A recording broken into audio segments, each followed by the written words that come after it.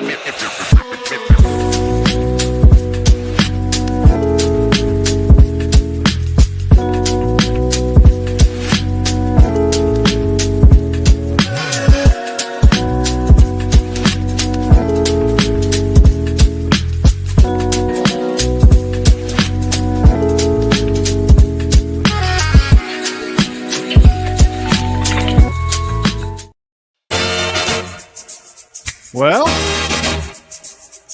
what is happening?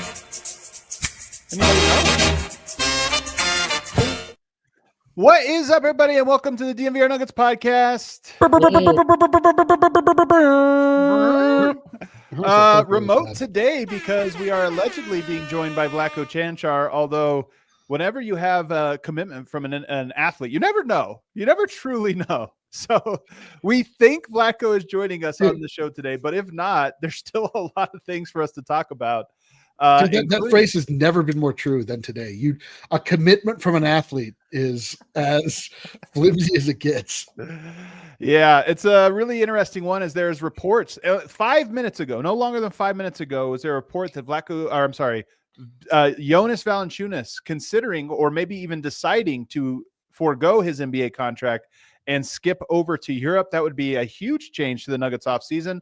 Harrison Wind is behind the scenes right now trying to get clarification on that. So we're going to continue with the show ahead. Maybe Vlatko joins us. Maybe that's why Vlatko has not joined us so far.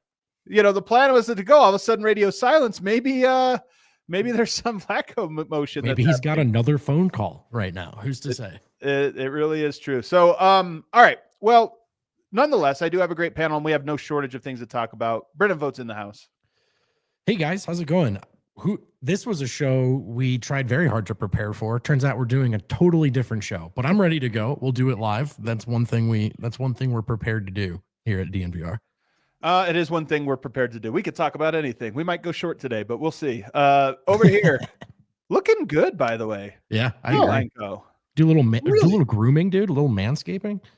No, I think that I'm sick and it's making me lose weight in my face. So it's really kind of like it's sort of a death rattle. Great look on you, buddy. Great look on you. I might need to come share a drink or something with you so I can lose a little weight before summer league. You know, you always gotta look your best out there. You're like, don't hold your breath. Let's start with this top story here, of course, which is that there is a report from a reputable outlet that Jonas Valanciunas is foregoing. This is coming from Basket News, by the way, is preparing. Here's what they say. The language is always important.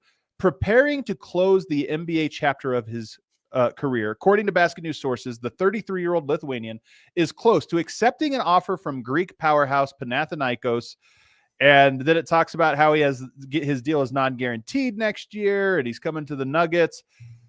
This is a very strange one. The Nuggets, traded Dario Saric, which turns out to be a positive trade asset. We didn't expect it to be, but they used that chip, allow another team to get off of money to acquire a player. They used Dario Saric on that. They got a much better player than we expected. But this report is weird, Vogt. If Valanciunas is not here, it changes the entire texture of the offseason, in my opinion. Yeah, and we just saw this right before we went live. So, I'm going to ask questions that I don't have the answers to, which, obviously it's our job to have some answers, but I'm curious what the order of operations are here. First and foremost, is that trade official? I think all of these trades are kind of in queue at the moment. So no. In queue. So, yeah, but I don't think it makes, I don't know that Denver would take back that deal. You still get off Dario Saric. Well, what I'm wondering is, does it affect that order of operation? Does this deal still go through? If it's not official and he leaves, right? Does it just void the trade? It should not, because I think Denver would still agree to it. One thing that I think could happen, and again, yes, this happened 5 minutes ago. We're a little ill-prepared. I do have some texts out. Trying to gather some information now, but we are live. I think Denver the reason these deals always get delayed, all the deals are still right now, in the ether. None of them, have gone through. And the reason is you kind of want to wait to see if there's something else that comes available so you can add to the deal. One of those that Bobby Marks has highlighted is that Denver might expand the Saric deal into the Michael Porter deal, because the order of operations, even though you're doing the exact same thing, the order of operations can affect your flexibility and how you do them. So everybody kind of waits to make sure they're not leaving anything out. Then you complete all the deals. a couple things could happen. One, Denver would have to go into free agency, try to sign a guy. And maybe there's some restrictions there that, again, I haven't been able to look at all the cap stuff and figure it out. But they might expand it now and say, okay, well, Val's gone, so let's include another player in this. Someone else takes on Val who ends up leaving or what have you. So it might end up evolving that way to where Denver gets another player. So a lot to be sorted out right now. But I was excited, Eric, about Valanciunas. I like him. I've heard everything about him being a great locker room guy, leader, vibes guy. And on top of that, he's just a big body. So even if they go, I mean, unless they got like Al Horford, I would look at this and say, man, I was excited for the Val era. Yeah, I mean, like, we've been delirious for the past, like, this past week has been an absolute fever dream. And it turns out we may have just actually had a fever. Like, if that like doesn't go through, it really changes the landscape of what it is we're looking at. Although I gotta say, like, I am now at such a level of trust and belief in Ben Wallace that I feel like they'll be able to pivot and figure something else out. But yeah, like, Valanciunas felt like the exact right guy for this role, and it just felt like everything was falling into place. I mean, again, like, we don't have any insight, any information. It seems insane for him to make this move, unless it's just years on his deal kind of thing, or perhaps he's just done living in America. Who knows? Could be part of it, but the framing of the reporting at Basket News is just that, Eric. Yeah, that he was lured by the multi-year deal. Now, it's a pretty fat 1-year deal, I would say. So the other thing we should reiterate is that this is the reporting is that he's nearing a deal. The reporting is not that he has accepted the deal. Correct. So that is just, I think, worth reiterating at the top. But yeah, that does sound like that's the logic, at least according to Basket News and their sources. 100%. It could be a leverage play. I mean, that was the first thought that comes through is he trying to get an extension, trying to get more money. I think from Denver's perspective, I'm not sure they can offer him that. Not because, he's not worth it or whatever, but Denver is trying to maintain this level of flexibility. They got in trouble in the Cal era and giving guys too many years, and now you have less flexibility. Part of what made the Valanciunas contract so great was it did have this flexibility going into the future. So if that's the leverage play he's trying to hold over, it would put Denver in a tight spot. I got to be honest, feels a little icky. When you sign, there's one thing in the modern NBA, you sign a contract and then you force your way, you sign an extension, and then 3 months later, you're like, well, yeah, but now I want you to trade me, but only to these teams. But to just be like, yeah, I'm not actually playing, I'm going somewhere else. That's a whole other level to this that would feel, I mean, especially for Denver, it would just feel a little icky. It feels very icky. Like, and that's the thing is, like, the NBA is icky. it really, like, you're reminded of it a lot. I mean, like, the phrase, like, it's a business gets echoed over and over and reverberated every time that you get into this kind of world. Usually it's not coming from the player side. I don't know.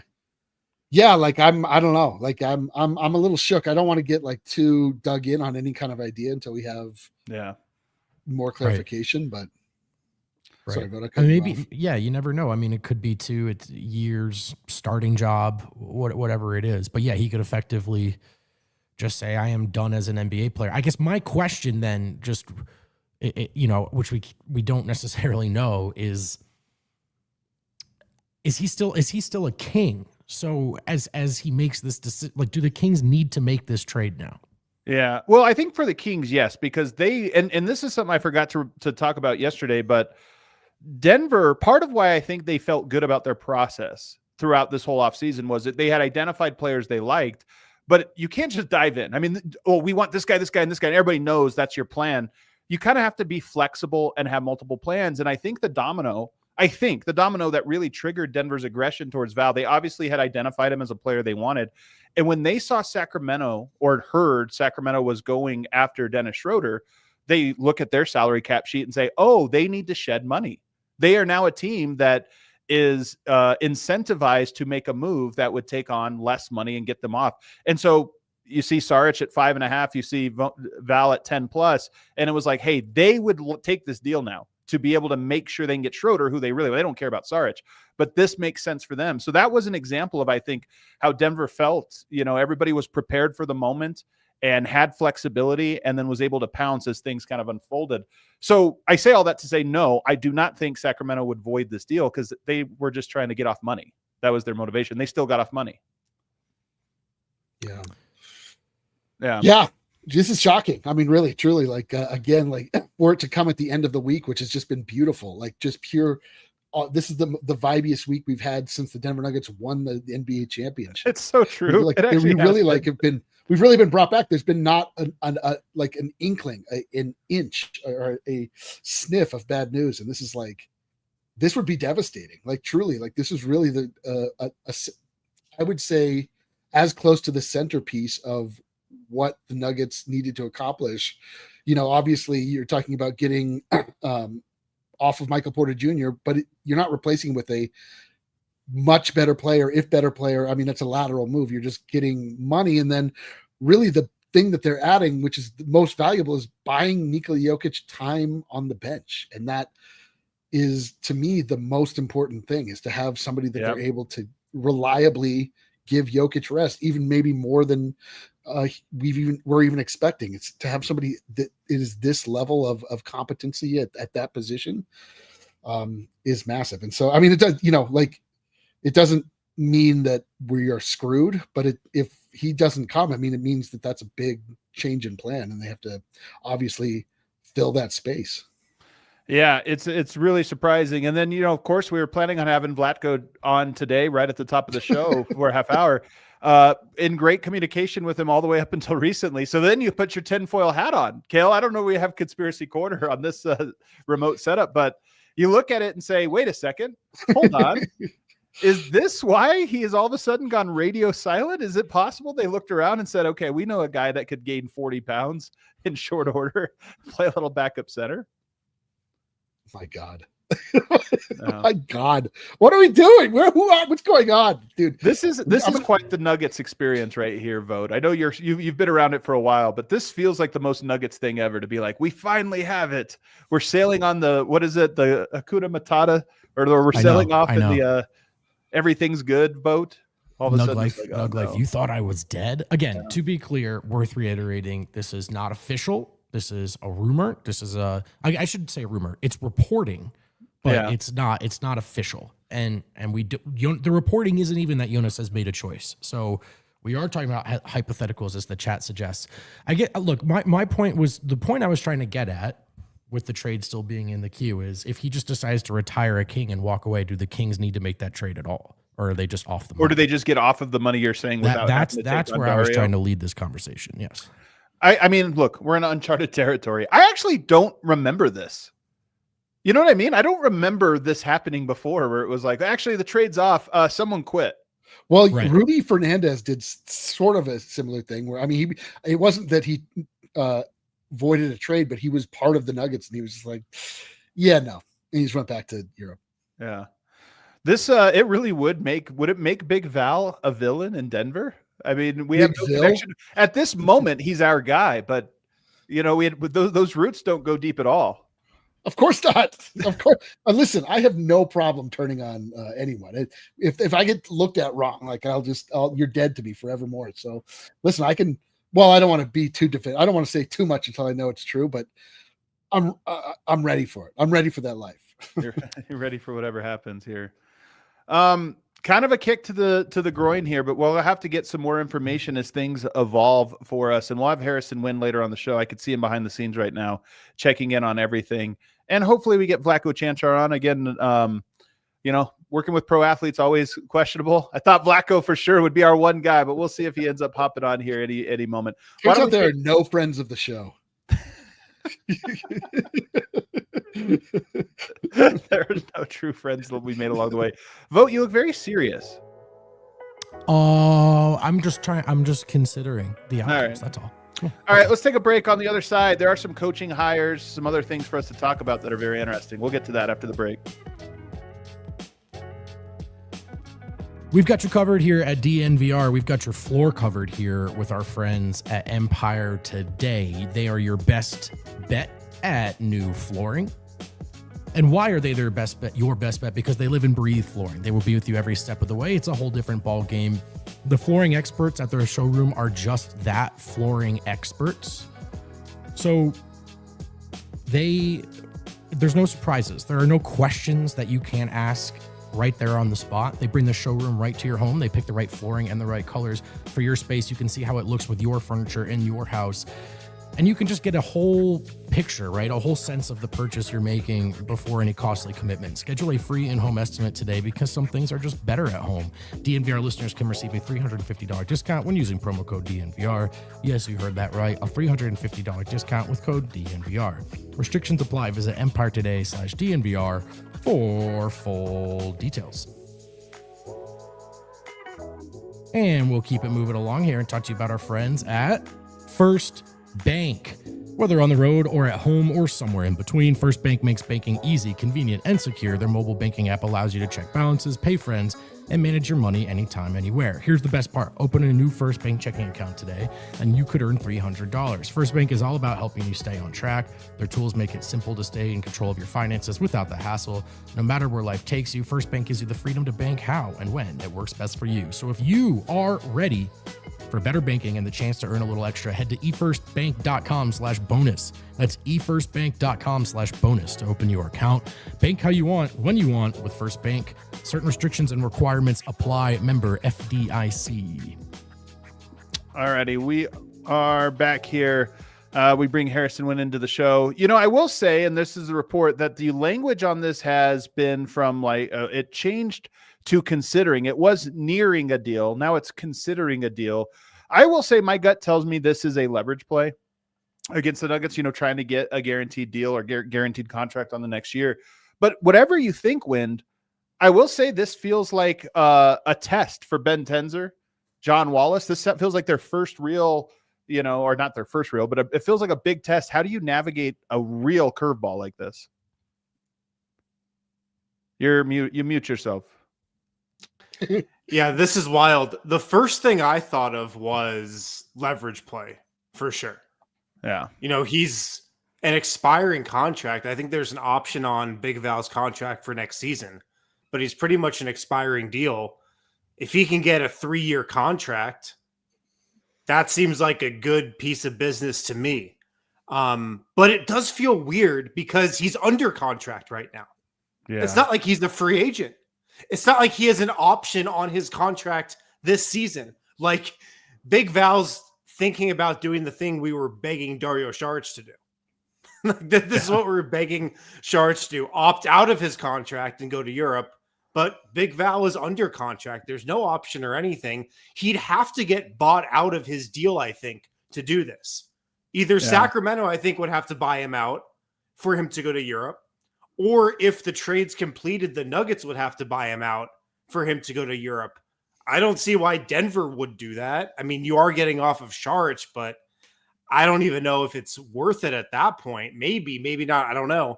But I'm praying it's a leverage play. I really freaking hope so. Yeah. If nothing else, it's a weird way to start your tenure at a new team, right? Yeah.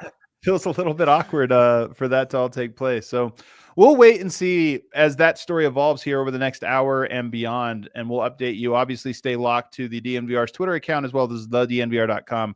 And maybe later in the show, we'll get to it. But the Nuggets do have some firm storylines that have come out.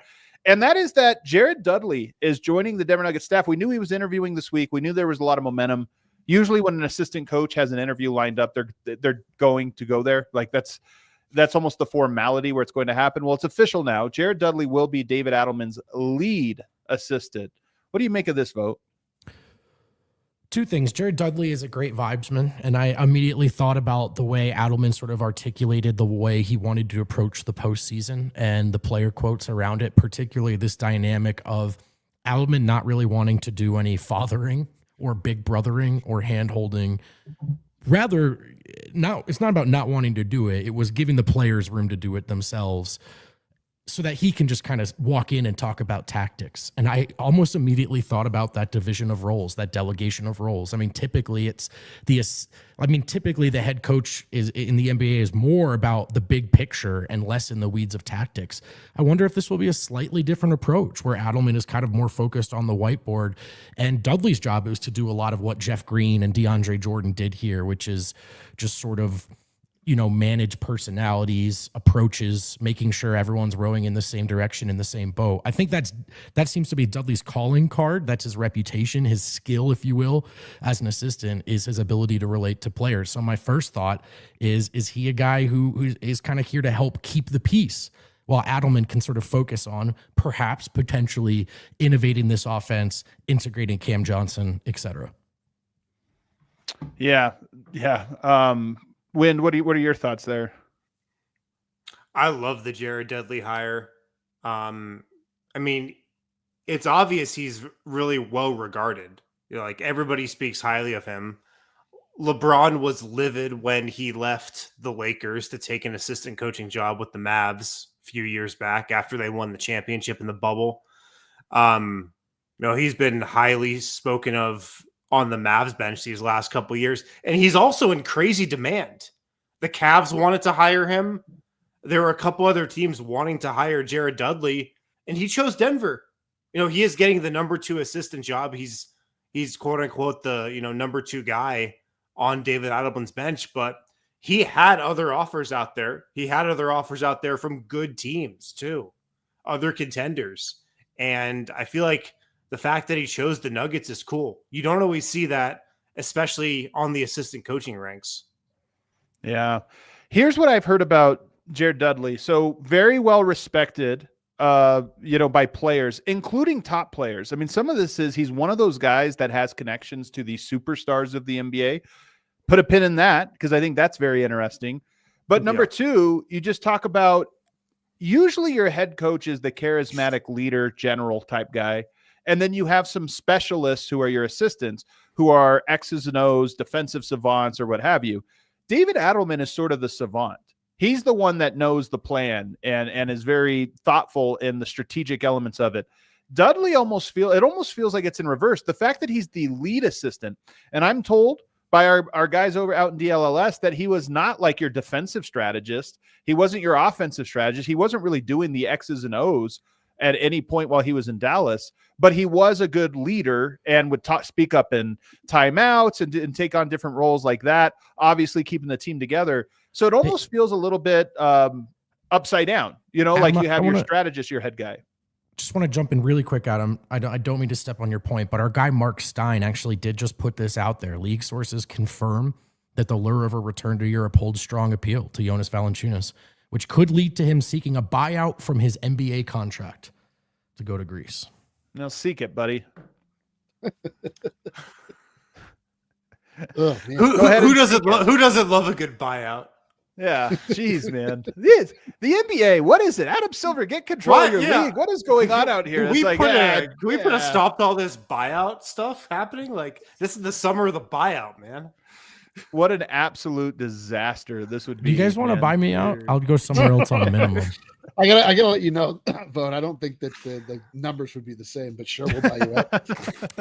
For me, it would be life-changing. For you, you probably wouldn't notice. Well, I mean, we would notice those missing illegal Pete's gift certificates. So yes. Oh, that's right. Yeah. We're like, here's your buyout. You got queso for the next month with the purchase of one large entree. Oh man, so Jared Dudley's a funny player too. Like, he's been around the league for a long time, obviously, and he was like kind of the oh my god, he was like he was not like a super in shape guy. Who am I thinking of? The guy from the Cavs that's like never in shape but can George Niang. Yes, yeah. He's like the George Niang player. Yes, yeah. But he's stuck around the league for a really long time. It really does honestly feel like they're just taking all of the people that Luka liked, bringing them over to the Denver Nuggets staff. Maybe they because those guys have proven the ability to have good relationships with foreign-born, maybe Balkan-born players, but. It does feel like there might be some long-term strategy at play here. But that was just like another awesome piece of news on this week of beauty of just every time Shams tweets something, you're like, oh boy, what are the Nuggets doing now? And then all of a sudden like crash back down to reality. Obviously not done, but and again, I think it's really important to say and to state again, like if this does in fact happen, it doesn't mean the Nuggets are screwed. It just means they have to find a different plan, which I again feel very comfortable with these guys being able to do. But what a splash of cold water, man. Well, a lot of the dust has settled on other guys, though. I mean, one thing about the timing of this is that, the last few days were where all the action was. So if Denver is forced to go back to the open market, there's fewer guys available. And so that clouds things as well. But we'll have to wait and see there. With Dudley, though, I want to go back to Dudley. It's something I do know a little bit more firmly. Yes, this is part of it. Connection to people around the league, I think, is big. Being anchoring, getting people in here who have the ability to recruit directly or even indirectly, I think, is a big part of it. And then, the same goes for JJ Barea, I think, to some extent, when you talk about not just Luka Doncic, but connections and respected around the league. So it is interesting to me that Adelman is hiring these guys, but they are both inexperienced. They have never been in these jobs before. Barea has been a head coach in Puerto Rico, but he has never been in the NBA. And now I suspect he moves up. So if these are your lead two assistants, neither of them are known as like offensive coordinator or defensive coordinator types. And so that would be a little bit strange to give a rookie head coach, to not give him lead assistants who are, proficient in one aspect of the game. One interesting thing that David Adelman said at his presser with Josh Kroenke was maybe that they would look at that structure and change it. The sort of conventional offensive coordinator, defensive coordinator thing. Like they may not be trying to fill it that way. So that is interesting. I mean, I wonder if they're just trying to add a little bit of NBA cachet. Obviously David Adelman and his staff have been around, but these guys played. These guys, JJ Barea has won. And just a little bit more of sort of, yeah, we probably should be listening to these guys, from the players. And then obviously, ideally, your players are listening to your coach in every situation. But we know in the NBA, it's almost half the battle. And at one point, it's actually what happened to Michael Malone. They stopped listening. So I wonder if it's just maybe sort of reinforcing the cachet of the coaching staff and putting a couple guys on there that can speak the language of the locker room. Yeah. I think that's exactly what it is. And I do think there's one big hire on the coaching staff still to make.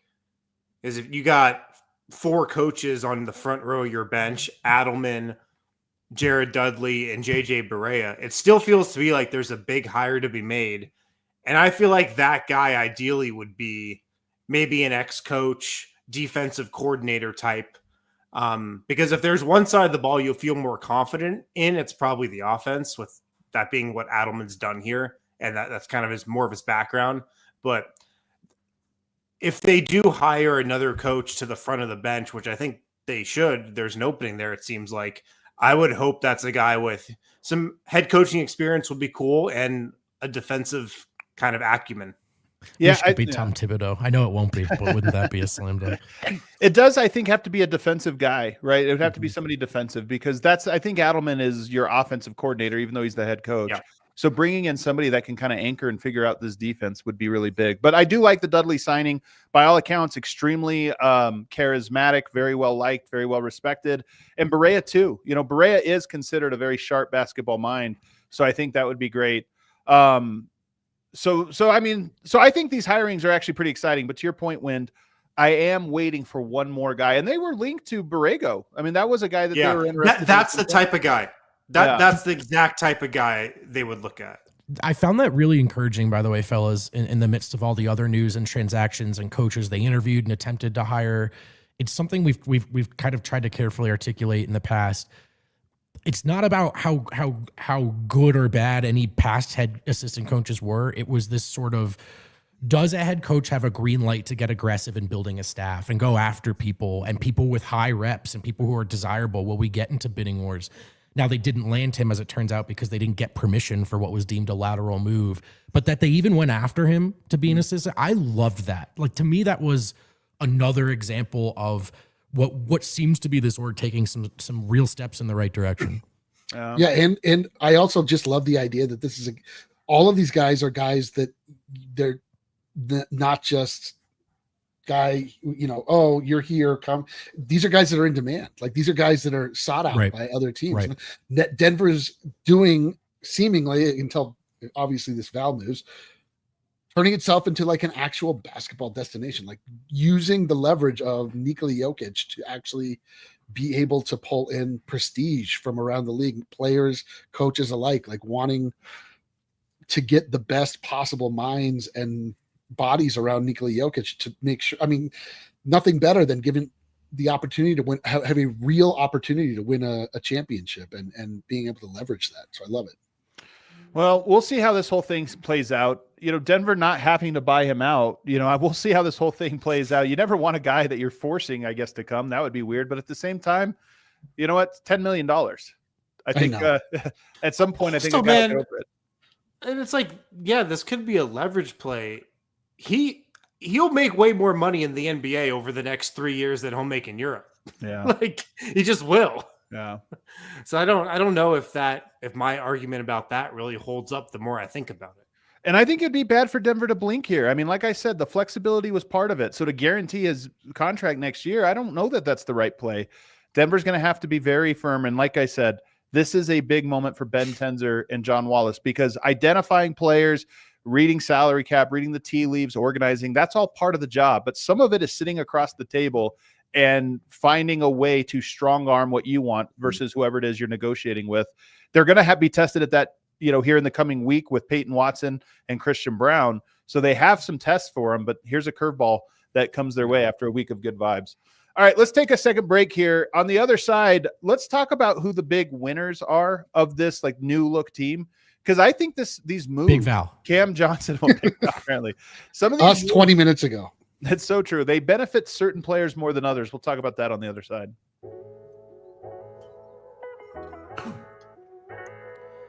The big winners of the roofing game, Red Hawk Roofing. They're winners. They're pros. Go with the pros to make checking your roof a part of your spring cleaning routine. Catch any issues or repairs before they get out of hand. It might start with a small job. It could turn into a long-lasting relationship with people you can trust for the bigger jobs, the more expensive jobs, the more dangerous jobs. I don't know, if you're anything like me, vertically challenged, the roof is not a place for you. It's a long trip up the ladder, you know what I mean? That's why I just send the pros up there. Red Hawk Roofing, you get quality materials, decades of experience, quick response time, Colorado's best estimators and contractors, huge DNVR supporters, which I personally think is cool, free no obligation roof and property inspections, free in-depth photo reports for all inspections. Supporting your local teams means also supporting local businesses like Red Hawk Roofing. If you're looking for a new roof over your home or business, be sure to check out Red Hawk Roofing at redhawkroofing.com or call 720-771-8921. Tell them that we at DNVR sent you. Tell them that me, Brendan Vogt, sent you, and you're the reason that they're making a sale. Tell them Brendan Vogt should possibly get in on it. Monarch Money is helping you because finances can be messy and confusing. Monarch Money acts like your personal CFU, giving you full visibility and control so you can stop earning and start growing. It's more than your average budgeting app. Monarch Money is complete with financial command center for all of your accounts, investments, and goals. Don't just manage your money, start building wealth with 50% off your first year for our listeners. Get control of your overall finances with Monarch Money. Use code DNVR at monarchmoney.com in your browser for half off your first year. That's 50% off your first year at monarchmoney.com with code DNVR. All right, back here. I like the chat calling him Judas Valanciunas. I like it too, especially preemptively, like getting so mad, and then later it being like, "Man, this guy sucks." Then he joins, like it doesn't happen more. Like, we love this guy. If I had a message to Big Val, it would be, I know you might be scared off by what's happened at backup center the last several years. It's true. I know that you might have seen some of the analytics, some of the on-off data. Watch some of our shows. This is a new day, though. This is a new day for the Nuggets bench under David Adelman. Yeah. Here's the Mark Stein tweet. He says the agreed to trade between Denver and Sacramento to swap Dario Saric for Jonas Valanciunas cannot be made official until Sunday. The Kings still need the trade to go through for salary cap reasons, like we talked about with Dennis Schroeder. But the Nuggets' ability to convince Valanciunas to stay in the NBA is TBD. So just a little more context. I mean, I don't have a ton of context here, but a little bit more I have is that they believe this is not just a leverage play, but perhaps a preference that he has family in Europe, family kind of pulling on him, made his money already. So why not get over to Europe and kind of have not a semi-retirement, but be closer to family. By the way, Vlatko Cancar just texted, sorry, he got stuck in some company. We'll see if he's hopping on still. he got stuck where? What was he doing? Yeah, he just has. He's drunk, is what he's saying. Yeah. He's on a conference call convincing Big Val not to bounce. Yeah, I'm sure. That would be interesting. We'll see if he hops on here in just a moment. So we'll continue to monitor this one. It is funny. I saw our guy Andy Bailey say that somehow, if this deal does become where Val's not included, probably still a win of a trade. You got rid of Dario, which it felt like you couldn't do. It just is not nearly as much of a win as you hoped. Al Horford is rumored to be going to the Warriors. It's not official. Anything can happen, but I know everybody likes Al Horford. I like him as well. He might be a guy that is not on the market, but we'll see. Well, he's also a guy who's contemplating retirement, it sounds like. Yeah. It's either like going to the Warriors or maybe not playing. He would love the Nuggets, man. I know. So would Big Val. Dude, that's the thing. This is the craziest part, is that like I can't. It feels like such a perfect scenario that like I don't really understand like why. Unless you're just done living in the U.S., you're just like not interested in doing anymore. Stuff. Yeah, I mean, listen, I get it. Like Europe is a nice place to be. Family is really important. There's all those things, but it just seems like at this moment, given this opportunity, it seems like like if you're going to be playing more time in Sacramento, you're like going to be fighting for the 8 seed, and it's sort of like you're just kind of a wash in another NBA season. I get it, but like there's excitement here, man. Like this is like getting, recruited by a new hot company in town, and like you're being brought on at the ground level. I just don't, I don't get it. I'd be really curious to find out more details. Yeah, it will be interesting to see, man. Denver's a good city. I think you go to Sacramento and he spends a couple months there and he's like, you know what? I want out. Yeah. I'm done with America. Bro, like, those California taxes are out of control these days. The housing market, wild. Yeah. Vlatko Cancar should be joining here in a second. We'll see. I would say this feels to me like I don't want to be too optimistic. This feels to me like a thing that will not linger for long. And my hunch is Val will be here, but we'll see how this all plays out over the coming hours and days.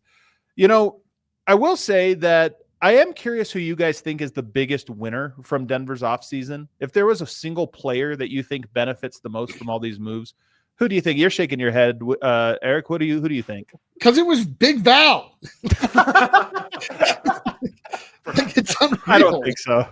Well, I don't know. I mean, like, listen, he gets to whatever. I mean, the big winner in a lot is Cam Johnson. I mean, he gets to be the part of the starting five. He gets to be immediately dropped into something that's like not only functional but dominant, and given opportunity to not only be what Michael Porter Jr. was, but also build on it, being able to have some of his own creation in place and we hypothesized a lot that we envisioned a world where Michael Porter Jr. would be given a lot more opportunity to shoot the ball this next season, with David Adelman coming in and running what we imagine will be a lot more of a dynamic kind of offense, not just the sort of same thing over and over and over, which has been successful. But I imagine there being a big role for a guy that can shoot it to his degree. So to me, it's a great move for him. And again, you get out of the most confusing NBA Siberia, New York City, Brooklyn. Like, for some reason, like, that franchise just cannot get going in the right direction. I don't quite understand it, but like, they're in a perpetual rebuild. They have 8 million picks. Nobody quite understands what they're doing. But then also Big Val honestly was being put in a great position too. We'll see what happens, but for me, it's Cam Johnson. What do you think, Wind? Well, before the Big Val news, I was going to say Nikola Jokic. And I agree. Still might be Nikola Jokic. I agree. The fact that he might potentially have a real backup center for the first time in a long time is going to benefit him a lot, or could benefit him a lot. I think going from Michael Porter to Cam Johnson is a move that is going to benefit Nikola Jokic. Just having, a higher IQ guy on both ends of the floor who can, hold the line a little bit more defensively, really smart player, and also a guy who's just an incredible, off-ball shooter and mover as well. And Michael Porter had some of those things, but I think, Cam Johnson has some parts of his game that Michael Porter didn't. And then getting Bruce Brown back as well. I mean, I think these are just all moves that, create more depth, create more options for the Nuggets, and all of that benefits Joker. Yeah, I actually think the answer was Joker too, but this big Val news would change that, because the ability to have a true backup center, you could rest, you could take nights off. But I also agree. I think this will be his favorite group when you talk about not just Cam Johnson, who I think he'll love playing with, but also Bruce Brown. Tim Hardaway Jr., like, you're giving him guys that all seem like guys he would enjoy having on the court. So I thought he was the big winner. And that tells you how Denver approached this offseason was, hey, what does the big fella need? Like, really thinking of him in mind. If Val's not there, maybe it's a little bit different. Oh, man. We just got Vlatko Cancar joining us, it looks like, behind the scenes. So we'll say goodbye to D-Line and to Harrison. Yeah, let's get rid of you guys now and bring in the real star of the show here. There he is, Chalky himself. Vlatko, how are you doing? Hey, first and foremost, I want to apologize to everybody that I'm late. I got stuck in some company. It's as you guys can see, it's 11 at night, but I'm glad I'm here. And again, I'm sorry. Yeah, it's all good, brother. Thanks for joining, brother. Yeah, thanks for joining. Yeah, when you say stuck in some company, does that mean we're getting drunk, Vlatko? No. Maybe because I'm driving, not a lot. Okay, there you go. Yeah. There you go. Smart man. Well, brother, we're saddened by the news. We've had a great time covering you here with the Denver Nuggets, and you kind of go on now to start a new chapter in your career. Can you walk us through, when did you find out that was going to be the case, and how did it unfold that you'll be going over to Europe, to Milan? Well, how it happened, so after obviously like the season, and then before the free agency, I was kind of talking with my agent, and then I was asking, what's going on with Denver. And, unfortunately they came out with the news where, it was kind of like a remodel, but not really like a remodel type of thing. And, they were like, they want to say thank you for everything that you did, but, they're trying to move on now and bring some new energy, bring some new players.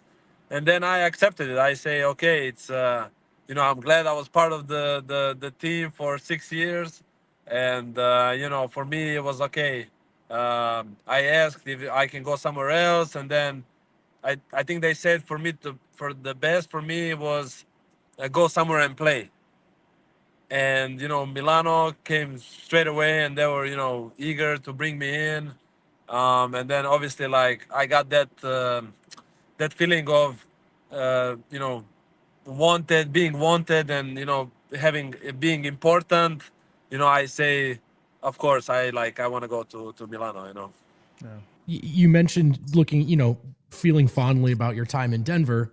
Obviously some disappointment, but as you look back at your time, man, the championship, getting to share the floor with a good friend and an all-time great player, but also for you, man, some injuries, some frustrations. Every time it looked like you might get to play a little bit more, you'd get hurt, man. And I'm curious how you characterize the experience, how you look back at it, and how you feel about it. Obviously, like, I want to say thanks to Denver, drafting me when I was, young guy. Obviously, no mustache, no beard, even though I don't have none now. For me to grow there, not only as a player, but as a person too, being in America for 6 years, it's a long time, especially in Denver. Frustrations, of course, there are frustrations because every player has a frustration where I should be playing more and this and that. But at the end of the day, I feel like I can look myself in the mirror and say, listen, guys, I gave it my all, even through all the injuries and stuff like that. I try to come back as fast as possible, even though maybe some people say, it's not the smartest thing to do. But, I felt obligated to the team and to the franchise. I say I wanted to be available at any moment, playing, not playing, voice, whatever. Sometimes even make jokes and just have the presence there. Yeah. What do you think you're going to miss most about the NBA? Or I can even expand it and say about living in Denver.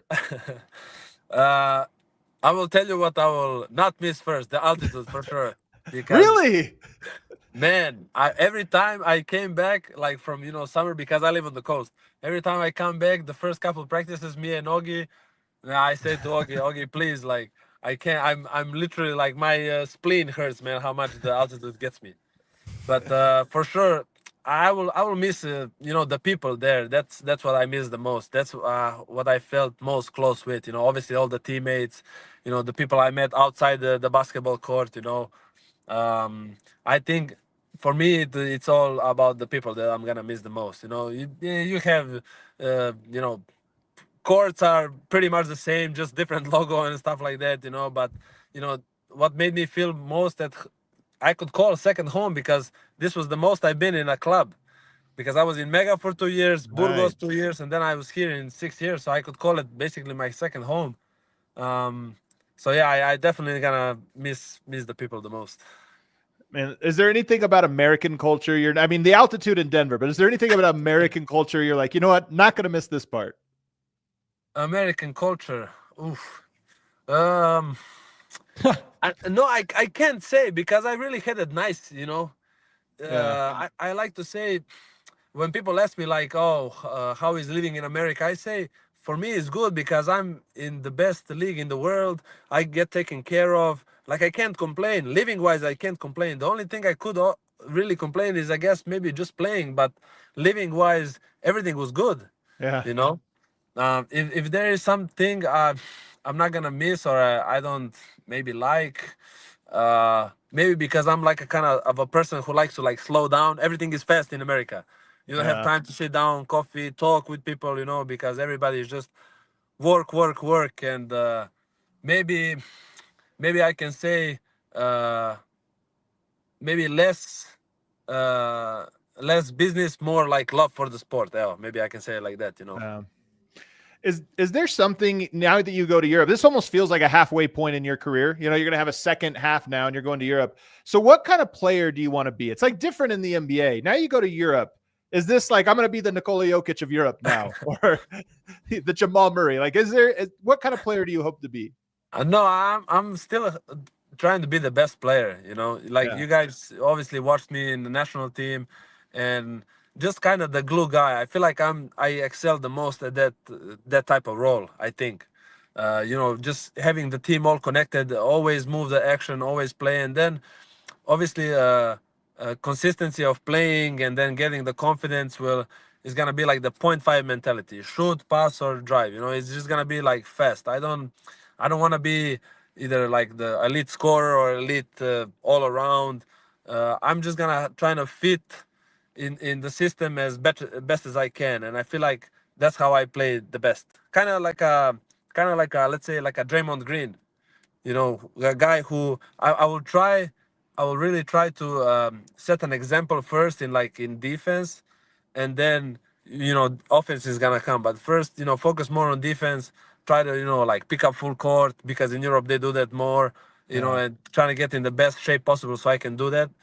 And then from then on, just having like the Draymond Green in offense. Move the ball, maybe Ooh. like drive, kick when I'm open, shoot. Just kind of be all around, kind of. Yeah. Let me ask you some hard ones now, or not hard ones, but I'm very curious about this last year, because it was a very interesting year. What was it like in the weeks, or really all year long, but in the weeks leading up to when they let go of Michael Malone and Calvin Booth? Did you see that coming this year? Was that something the team kind of sensed was on the horizon? Like, what was that like? I think it was hard. You never want to see somebody get fired. Yeah. Especially like I've been with coach. He's been my only coach in the NBA as a head coach, besides David at DA at the end. It I didn't expect for them to get fired. Like we say, I feel like they, or maybe coach first, and then obviously Calvin, because he was behind Tim and stuff. I feel like they set a good the good base and like a good culture, and they fixed everything, and then now I feel like it was time to move on. Yeah. Like they moved on from me and they moved on from other players. I feel like it was maybe a time from them to move on, from the coach and from the GM. I say it's always sad, but they sensed that it was like a time to move on, and you can't be mad. Both of them won a championship like I did. They brought to the city what they wanted for so long.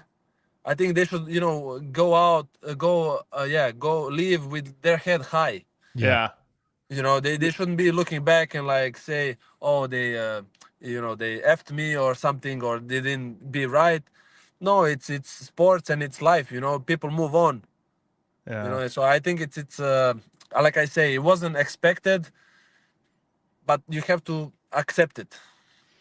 Was it a happy locker room over the last couple of years? Did you like, you win the championship, everybody's on cloud nine, but it felt from the outside like there was a bit of a declining mood around the building, and not necessarily heavy, but it did feel like noticeably the team, maybe it was like you said, it had expired, or maybe it was something else. Was there a heaviness or a lack of joy around the team this year? I could say not really, no, because like you say, when you lose, obviously you try to find the mistakes that you're trying to find the guy who to blame, Yeah. and I think before it was always like, okay, maybe it's players' fault. Maybe like, oh, we don't have good enough players, and maybe we need to move them around, and still nothing changed. Still it's kind of the same, because I always say, after you show them you can be a champion, people expect high from you. You have to be champion every year. It's human nature. And maybe when we were declining, but we were still playoffs, we were still playing for, for championship, maybe they find a way, maybe they say like, okay, maybe it's not players' fault anymore. Maybe now we have to, change something else. Yeah. So I think it's, I wouldn't say, I'm not going to say it was heavy, but like I said, maybe it was just a point in time where people just have to like, say thank you, and then have to, unfortunately part ways. One question, Vlatko, and it's always tough to ask you to put any words in anyone else's mouth, but we know you're closer with the big fellow than we are. And one question a lot of people have about Jokic in Denver is how happy he is, how comfortable he is, is that something you have a sense of in terms of what he's looking for, what makes him happy, and if Denver's providing it? I think Denver is providing it, yes, because he always. People say with him it's oh, he doesn't care and stuff like that. I say he cares. He would not dress up every night and go out there and play like he plays if he didn't care. So all the enigma he gets around, I know maybe it's some marketing trick. I don't know. Yeah. Maybe, I don't know. But trust me, guys, he cares about every little detail, and he cares about winning. We talked about it before. If you win, everybody's gonna be happy. But if you lose, then you're trying to like, what can I do more? Then you put more pressure on yourself, because obviously he's the best player in the world and in our team. So he has to put more pressure when we're losing. But when we're winning, he can be more, let's say, not relaxed, but maybe he can say, let's say, okay, maybe I can, step back a little bit because we are winning and then all of the other guys are playing. But when you're losing, you feel like you have so much pressure on behind you, because everybody asks him, are you feeling okay? Is are you happy? Do we need to bring someone? Right. It's everything comes to him, and he just wants to play basketball. He doesn't want to worry about all the other BS. That's a good perspective. Good insight. David Adelman obviously now is at the helm, and you were around him for a long time. It seemed like when the firing happened and David took over, it seemed like there was new life. And again, to your point, no, I don't think anybody's fault. Sometimes you need new. But did you sense that the team kind of had some new energy at the end of the year when he took over? And what kind of coach is he? What can you tell us about him? I think yes. I think the energy changed, just because when you are with a person for so long, and you have the same practice, same speeches, you kind of get used to it. We get too comfortable with it, Now with a new voice and new responsibilities, you're gonna get refreshed. And he trusted also more the players to, okay, I'm gonna let you guys talk. I'm gonna let you guys figure it out. I feel like you guys saw it more like how players are more talking than just the coach. Yeah. You know, like I said, it it's not about like we said before about the baskets, the hardwood. It's just the people. Like, you get used to one person as long so long. It's the same as players. You can't have all the players for. I haven't seen one team, or it's really rare for a guy to be on a team for so long. You Right. know. Yeah. Yeah, I stopped listening to this guy a long time ago. I totally know what you mean. We're stuck together though. Nobody's trading us, so I don't know Yeah. what we can do. That's good. That's good. A couple more And then for you, as real a- quick. Go ahead. Go Sorry, ahead. I just wanted to say, as a coach, I think he has a lot of potential. I think, like I say, the best is players are behind him, and I feel like they're gonna listen to him. And the best is gonna be communication and to be straight on forward, like he was with me and Dario at the end, where he was like, "Listen, guys, I might not play you now. I might not, have you in the plans, but I still want you guys to help me, like be with the voice, help the team. If you see something, please let us know." And then you feel like you're more important, you're more engaged. Is there a player on the roster that hasn't broken out yet that you really believe in? That you say, you know what, this is a guy. Stick with this guy. He's gonna show you. Put you on the Yes, I, spot. I, I, I believe in the young guys.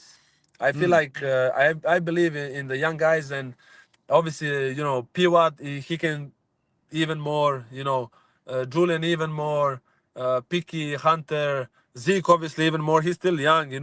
I feel like all the young guys still have a lot of potential and still can be part of the team and still can be progress a lot more, a lot more. But Yeah. I think it would be smart.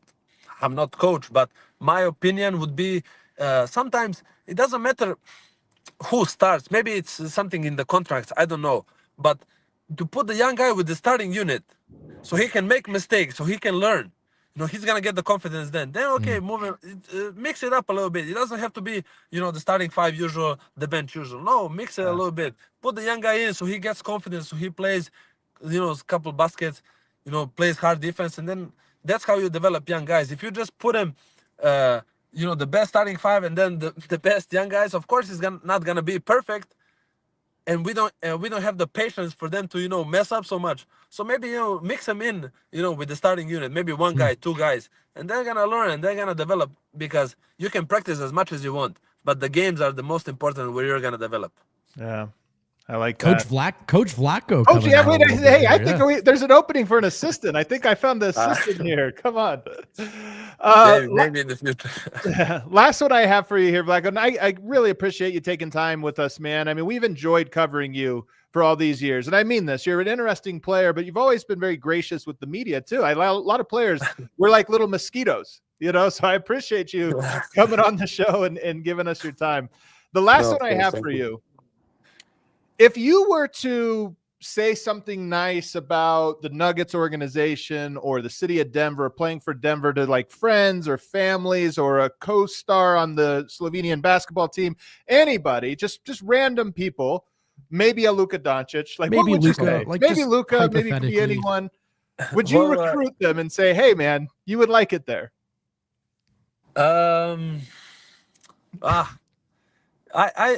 Okay.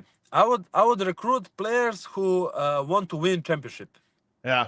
because in this time Denver is a championship team. Yeah. So all the ego that you have and all the things you think you're a really good player and stuff like that, I wanted to show you, to get you to Denver to see, okay, what is really to win and what is really to feel like the good people and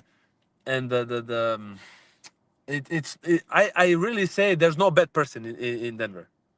So you feel the love. Yeah. It's it's the winning and the love. It's no he plays more, it's none of that. Doesn't matter who plays in front of you. You always have his back. You always trying to be to have his back, push him to be the best. Yeah. I think what I've heard around, the NBA, it's like some teams have locker room problems and stuff like that. But I swear in Denver, you would never have that. I think it starts from the best players and then, to the others. And then obviously like the coaches and everybody who's part of the organization. But I think when they say like it's kind of science cliche, but it's like all for one for all and all for one. It felt And that that's way how, to you. that's how it felt to me. Okay. Are you going to be playing in Eurobasket this summer? Can we watch you there? Yes, of course. Oh, exciting! I'll be there. Are you going to be tuned in for Nuggets games at 2:00 in the morning, 3:00 in the morning? Are you watching next year? Probably not, because we're gonna probably have practice in the morning. Yeah. But I'll make sure I'll check scores and stuff like that. Yeah. I'll be watching. Well, listen, man, we wish you the best of luck, obviously, and congratulations on another contract. Career's not over. Best of luck over there, brother, and hope you're on the floor and you stay healthy, man, for sure. Yes, thank you. I just want to say, I like to say it's not a goodbye, it's a see you later. Yeah. Maybe not as a basketball player, but as a fan for sure. Well, maybe, there you go, buddy. I hope our paths cross. I'll be, like you say, coach or front office. Yeah, I wouldn't mind, coming back to America. We'll put in a good word when the time comes. Cool. Michael, you're the absolute best, man. Thank you so much for hopping on. Thank you, guys. Hey, sorry for the wait again. I love you guys. And then, hey, have a good show. Have a good day. Have a good rest of the life.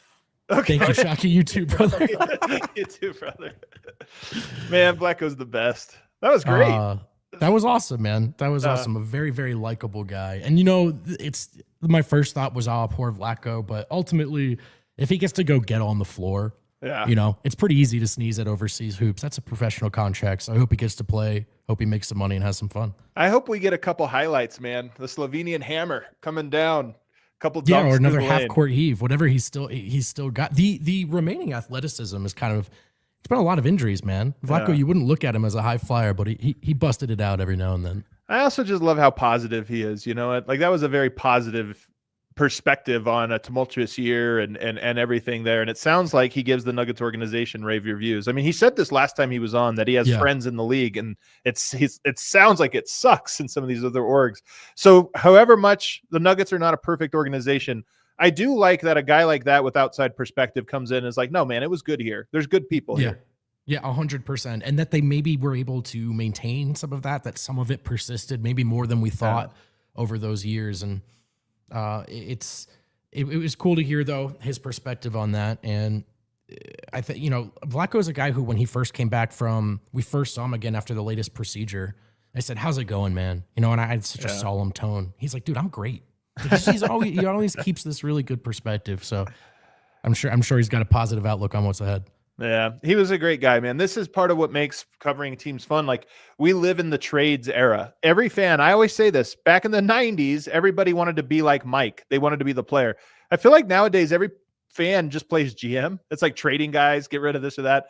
It's fun when you get to connect with a guy like Vlatko. Didn't play a ton, wasn't that impactful in terms of like on the court stuff, but still fun to root for, fun to be around and a part of the story. And that was cool to kind of put a bow on it. So I hope you guys all enjoyed it, watching it from home. Don't know if we're going to get the Luka Doncic recruiting from him, though. He didn't really. We tried. Yeah, we tried. Can't say we didn't try. Yeah. All right, we got some super chat scale. What are the people saying? Maddox, a more fun thought. What will Cam Johnson's equivalent of a Porter Quarter or a Murray Fleury be? Man. I couldn't come up with anything. Man, we'll have to really think about this. The Cam Jam. Yeah, we'll find it. We'll find Can Jam. Wham bam, thank you, Cam. Playing Can Jam. Yeah, we'll figure it out. But we'll find something, man. We got to find. What's his nickname? Does he have any nicknames? Cam Johnson is such a basic name that it feels like he won't have nicknames. It's too hard to really play with. Let's see. He doesn't. It's just on Basketball Reference. It says his nickname is Cam. Yeah, it does say that. Yeah, that's not. We're gonna listen. We'll work on that. That's one thing we're good at here at DNVR. We'll find a nickname for you, Kim. We'll find something out. All right. Jimpa Gold. Let's go get Horford. Right? Impossible as Mr. Nugget sitting out Game 7. Hey, sure. Manifest it. I like somebody said in there, Cammy Whammy, maybe. A Cammy Whammy. Cam Wham. It's a funny one to say. Evan Roy, ESPN and The Athletic are saying we lost the MPJ Cam trade. What do you guys think about that? We lost the MPJ Cam trade. What do you think about that? I have a hard time understanding that. I will say this. There's one thing that I think is true of people who analyze basketball especially these types of things, the people that get into salary caps and this or that, they value flexibility more than like winning, right? Like, and so there's teams. I remember, I think it was Pelton, who I think is really good. Kevin Pelton, very smart guy. I remember he gave, I think it was the Utah Jazz. Yep. 100%. Yeah, it was Utah Jazz, like A+ trade. And it's like they lost good players and retained future draft pick. Like A+ business, but it felt weird calling them winners. Yeah, like, winners. This is literally waving the white flag, you know? Yeah. So, but I mean, look, I don't care. I don't think there's any way you could look at this trade and say that it was a bad one. No, I think there was maybe an immediate erroneous perspective that the Nuggets made this trade to save money, but then they immediately turned around and used some of the flexibility. So it's pretty clear it was about helping build out the margins, and I think it was the right call. And also sometimes, guys, you can trade for less money and be better. And I think that's what the Nuggets did. Like, if everything other trade was the same, but the roster was more expensive, people would be like, oh, they're willing to spend. It's just, at the end of the day, is your roster better or worse? I think Denver's roster is a lot better. Yeah, I agree with that. Also, a lot of these same people said Denver, B-. Who are the contenders next year? OKC and Denver. And you're like, what are we doing? What was the point? Macaru, what do you think? Who do you think could help us as a point of attack defender? I know we have Bruce Brown, but he's more of a jack of all trades. P-Watt is more of a roamer, shot blocker. Do you think this is something? Can I just say that I thought CB actually did it in the postseason, that we saw some actual point of attack defense, whereas in the regular season we didn't. To be fair, we did not see a lot of doing your job from any of those five fellas, but defensively, I should say. But in the playoffs, they did. So I still kind of hold out hope for CB as a guy who can do this. And I wonder if maybe he can allocate more of his effort and energy towards that than scoring 15 points a game. Yeah, I do think that it is a concern, though. I mean, when I look around with Denver now, backup center becomes a concern based on what this is. Okay. But when I look around, I do look and say, I think point guard depth, but more in particular, point of attack defense, that is one of them. And same thing with wing defense. It's why I think P-Watt is sort of a necessity this year, not a luxury. So defense is going to be a thing. But I will say Denver has flexibility at the deadline, and I know they always have some flexibility. They have a lot of it this year. And I do think if that's a real concern, if we get to February and it's like, we are not up to snuff, I do expect that they'll be aggressive there as well. That'd be one thing to shore up for sure. Another defensive wing or guard that can really just do it. Any more, Kale? Is that it?